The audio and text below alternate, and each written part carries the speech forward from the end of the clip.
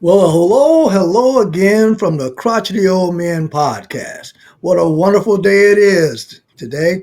And so, regardless of what hemisphere you're in, if you're on the Asian continent, the African continent, or you're here in the good old US of A, greetings from the Crotchety Old Men. I'm Gary Smith, one of the co hosts of the Crotchety Old Men podcast. And joining me in the studio today is all my comrades, George Crumley and my main man, PC. What up, though, fellas? What up, Doe? This is a nice beginning to the first of December. We're not going to discuss the weather anymore, but it's a great day to be together. What up, Smitty? How you Man, I'm doing? doing all I can and the easy ones twice. You know what I I See, here know we that's go, here we go. I know that's right. I know that's right. mean? So, George, what's going on for us today, man? You know, today is Man, man, we got a special guest in the studio today. We got Miss Robyn Fleming, and just happens to be from Detroit. I'm sorry, from Chicago. I'm sorry, from Chicago, your hometown, Smitty. And another coincidence today just happens to be Giving Tuesday. So we thought it'd be really, really nice to have Robyn on. Robyn is the founder and president of Share the Love Outreach Organization. And she's here today to talk to us about this 501c3 and give us some insight on how this operates, how it benefits the community. And without further ado, I'm going to turn it over to Robyn. Robyn, how you doing today? I'm doing great. Thank you. Thank you so much. So, Robyn, tell us a little bit about the outreach program. So, glad you asked. Share the Love Outreach Organization is the name of the 501c3 that I started. We officially became a 501c3 in 2022. And it started because back in 2020, when I felt like everybody was going through, and didn't matter what your background was, everybody needed a little help. So we officially started then, and it started with just a toy drive. And so it grew and grew until we became who we are today. And our goal basically is to help fill the gap between what a family has and what they need in order to minimize the effects of poverty on a child's life. So, what that really means is we may not be able to eliminate poverty, but we can help a child get from point A to point Z as they grow up successfully. So, we want to get in there and try to fill in the areas where a parent can't meet the need. And so we started with the toy drive. Now we have other programs, a book giveaway every summer to help kids have something to do during the summer. We have programs like we sponsor our teens during Share the Love Month in February. And that's a time when we help teenagers that are doing well in school and they need just a little encouragement. And what happens is a lot of the teachers, they give out of their pocket to encourage and give incentives to the kids. And so we step in and say, hey, you don't have to do that. Tell us where we can help. And that's what we do. So that's a little bit about us. Wow, Robyn, that's great. I read your bio, and it was kind of an interesting bio to me because it helped me understand a little bit about the journey that you started. So my question is this: you work for the Heartland Human Care Services of Chicago. So Yes, I did. tell me how that experience led you to this 501c3 that you organize now.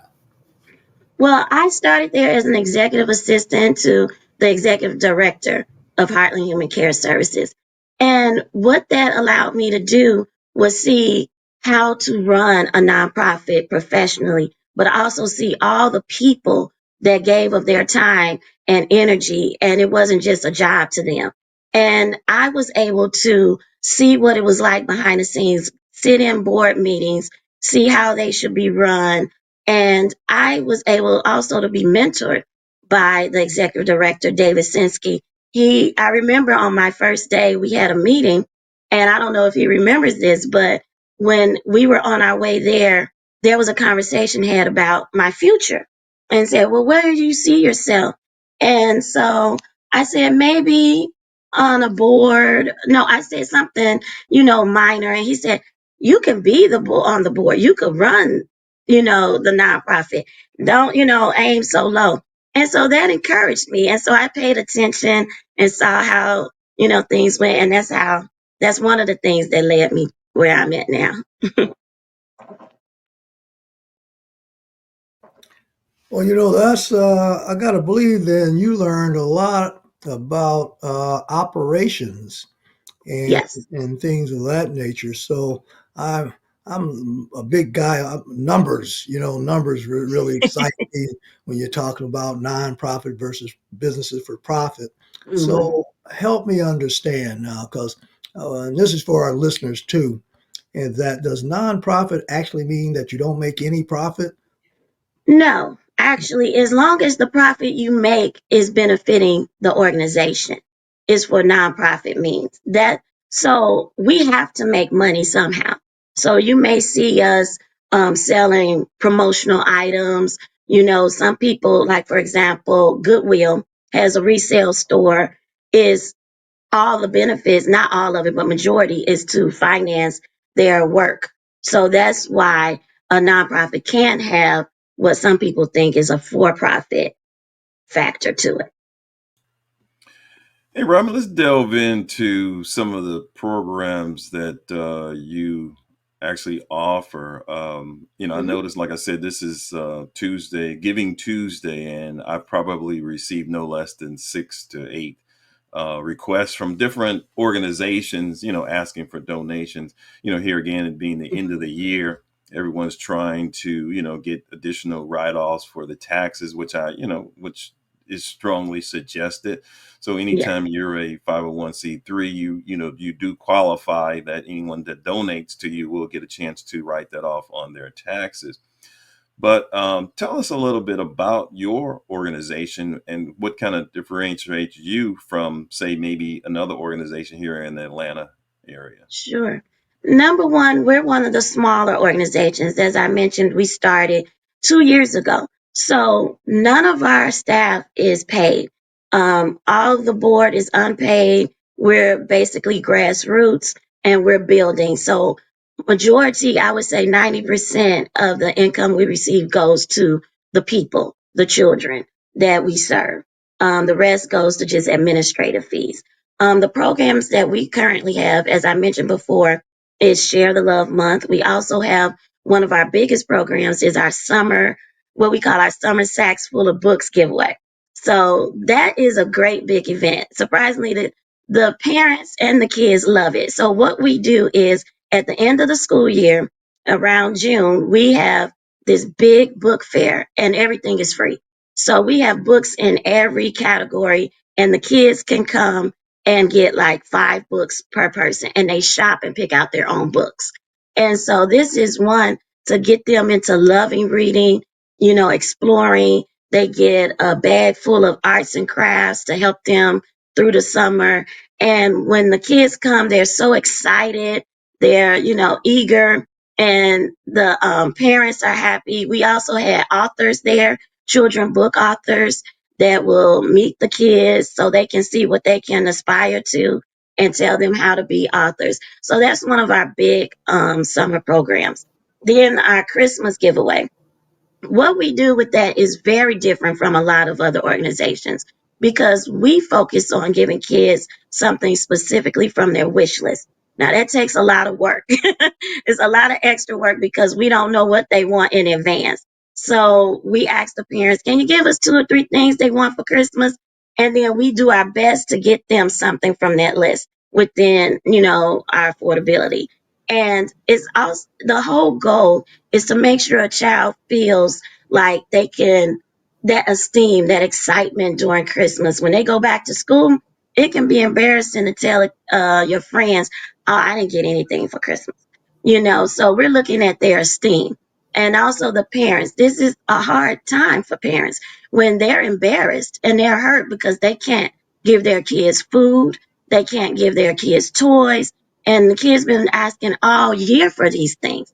So you want to really help the parents. So we provide them grocery gift cards and things like that. So those are our major programs. Every year we try to add a program so that as we grow. Robin, as interesting to hear you say how you connect with the children and the parents. I was Mhm. involved in an outreach program when I was 16 years old, Okay. and the woman that I was working under, she had there was four of us in our high school that she recruited, and we had to Mhm. come up with our own programs. And as I look back at that experience, which is really what helped develop me in terms of community development, one Mhm. of the things that was missing in that piece was how to teach people how to save money, how to spend money, Mm. how to procure legacy wealth. And I'm just wondering if your program touches on those things at all. Right now, we don't have a financial management program, but it is our goal. And one of our goals is to help the teenagers specifically, as you know, eventually the parents, but we focus on the kids. So, one of the things, to your point, when I was in high school, I didn't learn about money like that. I didn't know how to do a budget. I didn't know how to, about credit cards. I didn't know anything. And so, when I went to college, I was flooded with the sign up, sign up. And so you easily get into that. So that is one of the programs we want to implement and educate the children so that they can develop. Now, it's definitely needed with the parents, but our focus, because we can't do everything, our focus is to get the kids successfully to adulthood. And so that's why I mentioned we're focusing on getting a program specifically for teens to educate them. Now, the people that we do serve, they also participate in other programs, and we also refer them to other programs to help them in different areas. So we partner with organizations that can, provide, that financial support and things like that. So our goal is really to just meet the need. One of the things people may say, you need to solve a problem. And I believe that it may sound negative, but poverty is always going to be there. But my goal is to minimize as much as possible. And I feel there's hope for the kids. And there's a lot going on, and you can't always fix everything. So if I can get the kids help and get the parents the help they need to help the kids, you see what I'm saying? Then I feel like we've accomplished our mission.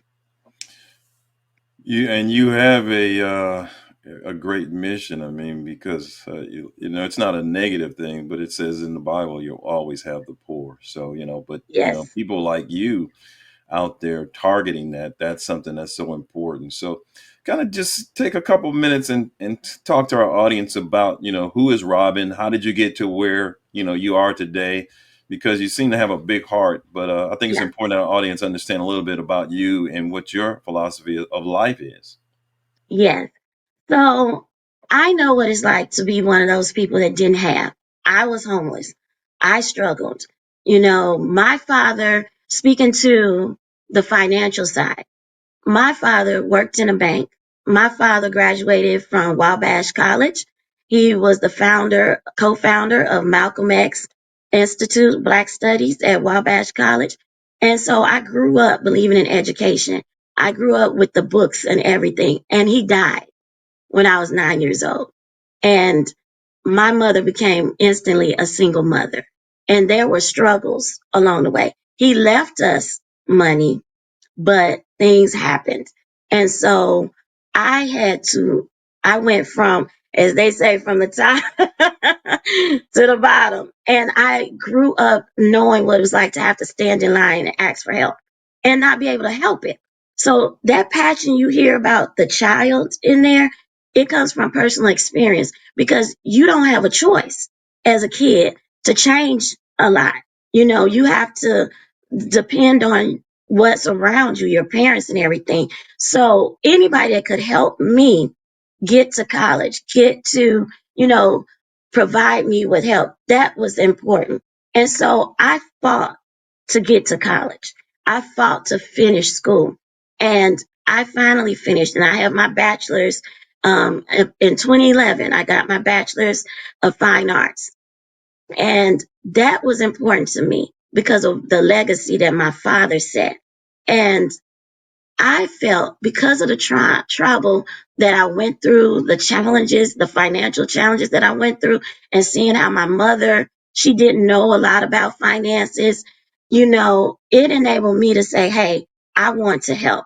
And I grew up in the church. So I started going to a church that really had a lot um, of impact on my life.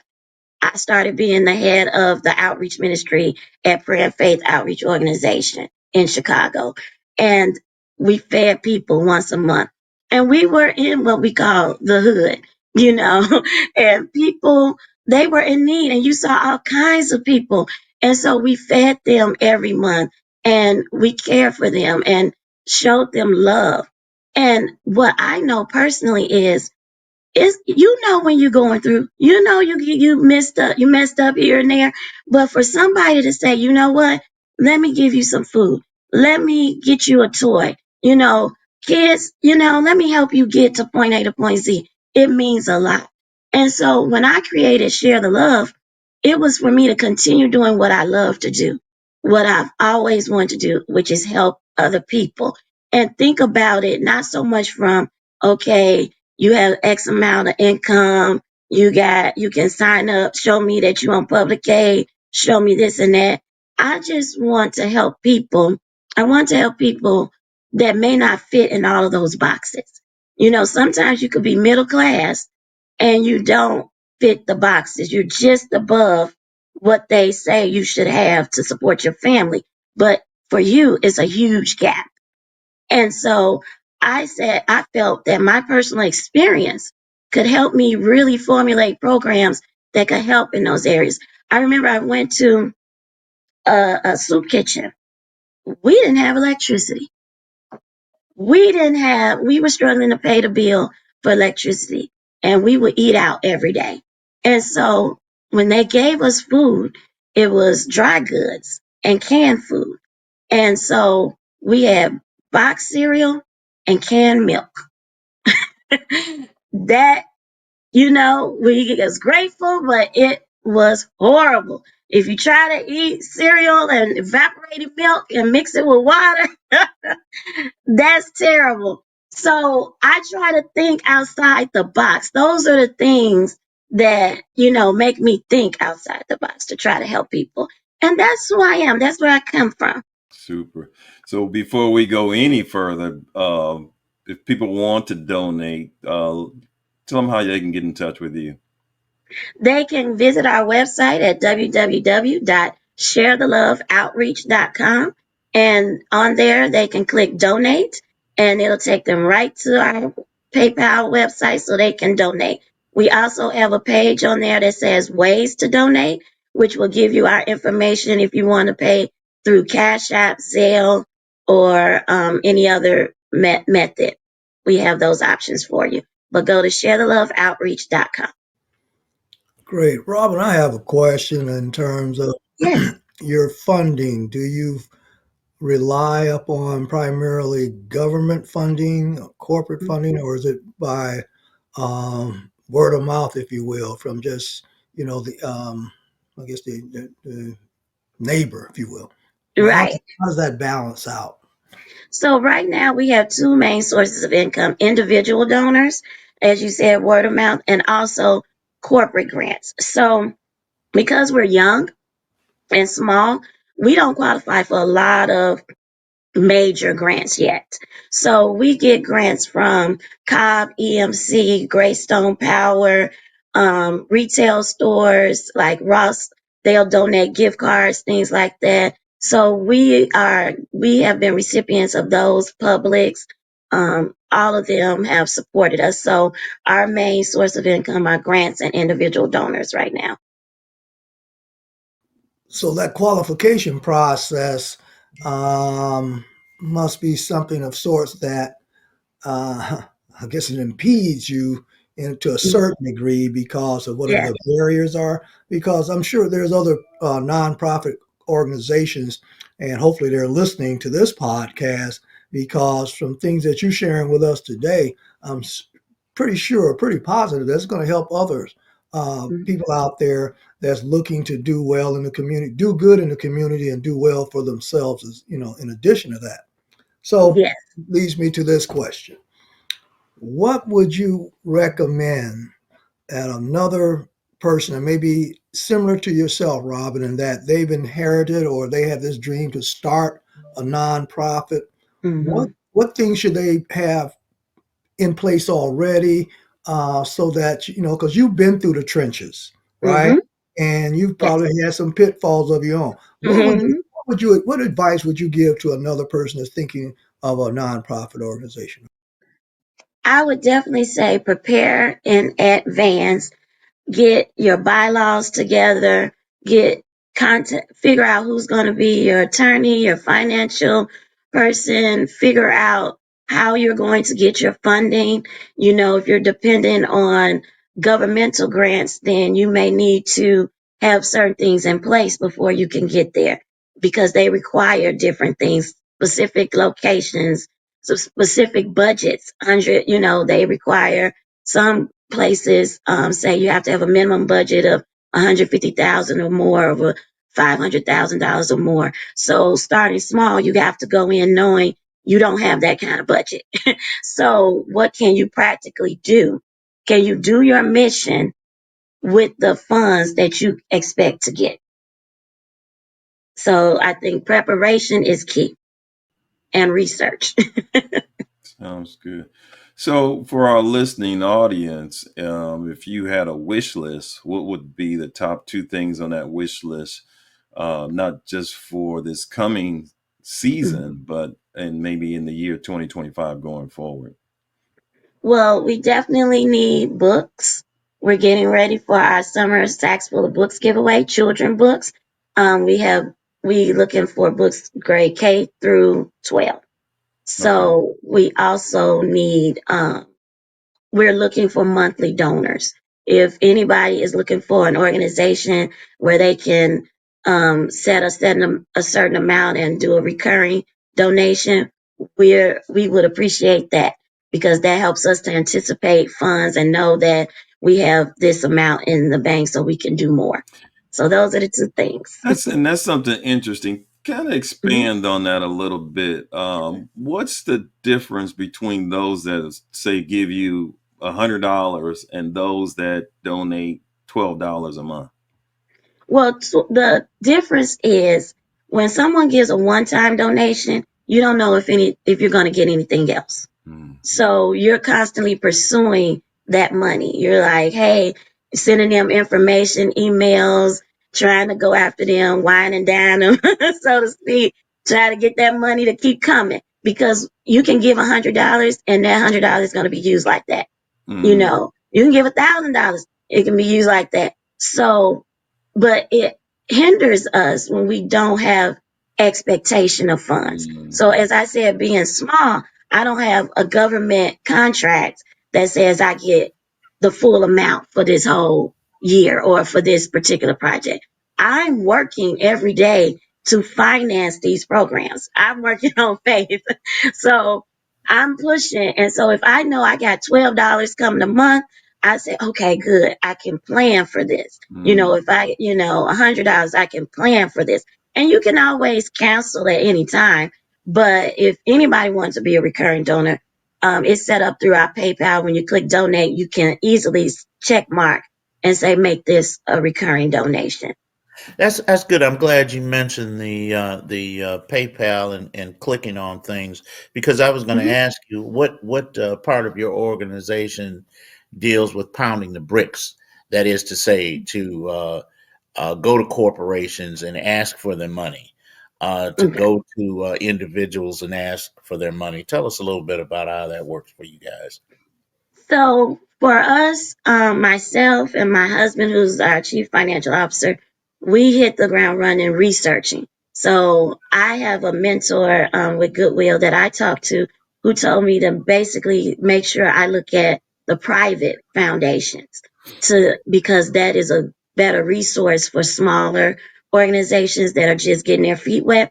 And so what that means for me to pound the pavement is to see what I qualify for. So basically, we have this phrase called be grant ready. So as long as I have my financials in place, some companies, they just want to see your budget for the year. They want to see your bank statements or something like that. And then you tell them what you're doing and you file a report. Those are the kind of organizations or businesses that I look for. And I literally have a software system where if I find a grant that we could qualify for, I record the deadline, the link, what is required, and so that I can create a calendar and say, okay, this is due that day. This application is due that day. And then I follow up and I send it out. And then once that's done, I'm building a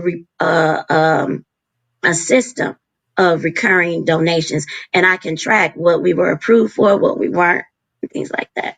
Man, this is super. And I'm of course those that do donate. Do you send out receipts for their tax donations every Absolutely. year?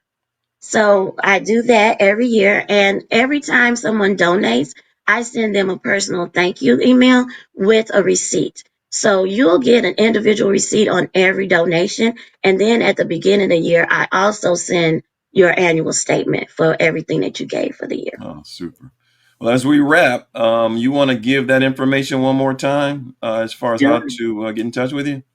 Yes, visit us online at www.sharetheloveoutreach.com and click donate. Robyn, I have one more question before we Yes. wrap up.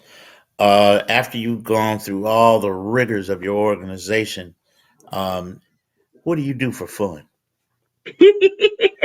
So I love TV, Netflix, cooking shows. I am a British baking, all the British baking. Ironically love British shows, mysteries.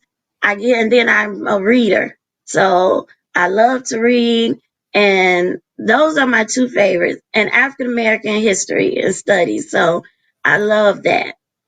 So That's how I relax. that's your release. That's how you Yes, calm and recollect and get back to yes, it. I Great, great, do. great, great. Oh, that's super. Yeah. Hey, and also keep us in mind as you put together more programs as far, especially financial literacy, those kind of things. And keep us in mind. Maybe we can help you out with that. Thank you so much. That would be great.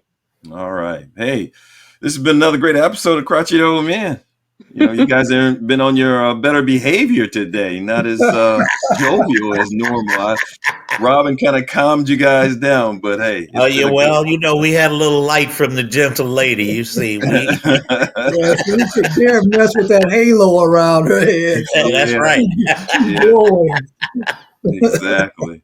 So, hey, as we always do on the Crotchety Old Man, what kind of words of wisdom do we have for our audience? I've got the perfect